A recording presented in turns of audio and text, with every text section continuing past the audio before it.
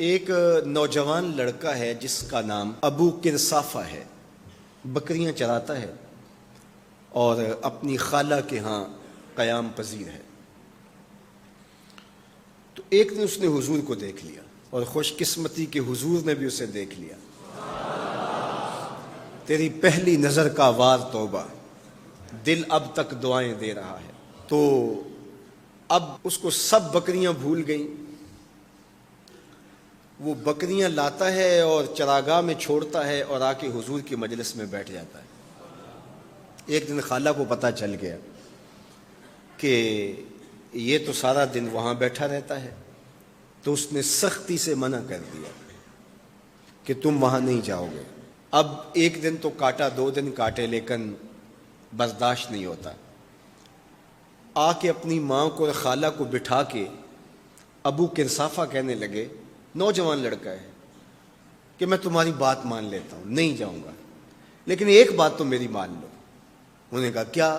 کہا ایک بار تم میرے ساتھ چلو تو صحیح، اس کے بعد اگر تم نے روکا تو رک جاؤں گا، ایک بار تم نے میرے ساتھ جانا ہے۔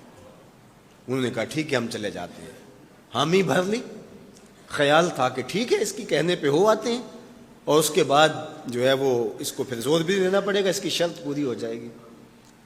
اب ابو کرصافہ اپنی ماں کو، اپنی خالہ کو لے کر حضور کی دہلیز پہ پہنچا۔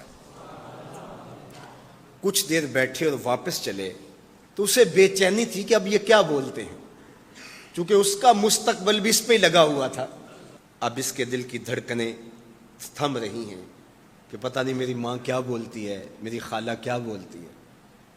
تو ابو کرصافہ کی خالہ نے بول کے کہا ما رأینا مثل ھذا الرجل، زندگی میں ایسا سونا بندہ دیکھا ہی نہیں۔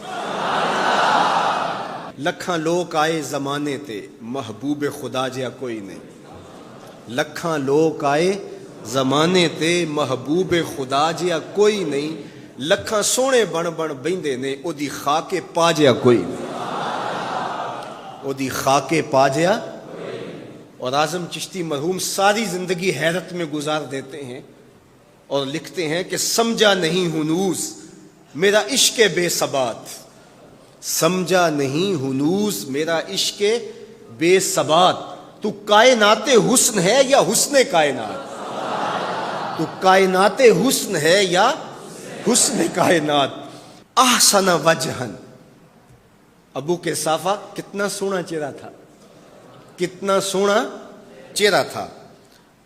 ولا انقا ثوبن، اور جتنے سونے کپڑے تھے اتنے سونے کپڑے بھی کسی کو پہنے ہوئے نہیں دیکھا۔ اور تیسری بات فرمایا ولا الین کلامن، جتنی